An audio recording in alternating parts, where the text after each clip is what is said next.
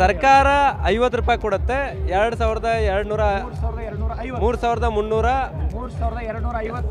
Factory ಅವ್ರು ಕೊಡ್ತಾರೆ. 3250 factory ಅವರು ಸಿದ್ದರಾಮಯ್ಯ ಸಾಹೇಬ್ರು 50 ಕೊಡಿಸಿ 3300 ಕೊಡ್ತಾರೆ ಸರ್. ಹೆಂಗೆ ಅದು ಯಾವ ರೀತಿ ಲೆಕ್ಕಾಚಾರ? ಒಂದೇ ಸಾರಿ ಕೊಡ್ಬೇಕು ಸರ್. ಯಾವುದು ರಿಕವರಿ ಅದು ಇದು ಕಲ್ಟಿವೇಶನ್ HNT ಯಾವುದು ಸಂಬಂಧ ಇಲ್ಲ. ನಾವು ಹೋರಾಟ ಹಿಂದೆ ತಕ್ಕೊಂಡಿವಿ ಅಂತಂದ್ರೆ ಹಿಂದೆ ಸರ್ದಿವಂತಲ್ಲ, ಮನೆಗೆ ಹೋಗಿವಂತಲ್ಲ. ಇದರಲ್ಲಿ ಕೂದಲಲ್ಲಿ ವ್ಯತ್ಯಾಸ ಆದರೂ ಸಹಿತ DC ಅವರ ಆಫೀಸಿನ ಮುಂದೆ ಬೃಹತ್ ಪ್ರಮಾಣದ ಪ್ರತಿಭಟನೆ ಆಗ್ತದೆ. ಶಿವಾನಂದ ಪಾಟೀಲ್ರ ಮನೆಗೆ ಮುತ್ತಿಗೆ ಆಗ್ತದೆ. ಮುಂದಿನ ಹೋರಾಟ ಹೇಳಲಿಕ್ಕಾಗೋದಿಲ್ಲ.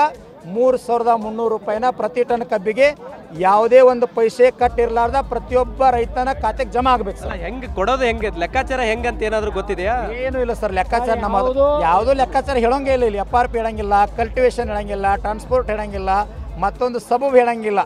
3300 ರೂಪಾಯಿ ಸರ್ಕಾರ ನೀವು ಏನು ಮಾಡಬೇಕು, ಜಮಾ ಆಗಲೇಬೇಕು ಸರ್. ಕೊನೆಯದಾಗಿ ಹೋರಾಟ ಕಂಪ್ಲೀಟ್ ಆಗಿ ಇವತ್ತು ಮುಗಿದಿದೆ, ವೇದಿಕೆ ಕೂಡ ತೆಗಿತಾ ಇದ್ದೀರಿ.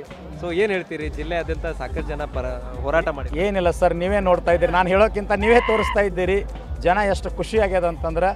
ಯಾವುದೋ ಒಂದು MLA MP ಚುನಾವಣೆ ಆದಾಗ ಅವರ ಮನೆಯವರು ಕುಣಿತಾರಿಲ್ಲೋ ಗೊತ್ತಿಲ್ಲ, ಇವರೆಲ್ಲ ನಮ್ಮನ್ನು ತಾಯಿ ಸ್ವರೂಪದಲ್ಲಿ ತಿಳ್ಕೊಂಡು ಗೌರವ ಕೊಟ್ಟು ಖುಷಿ ಆಚರಣೆ ಮಾಡ್ತಾ ಇದ್ದಾರೆ. ರೈತನ ಗೆಲುವಾಗಿದೆ.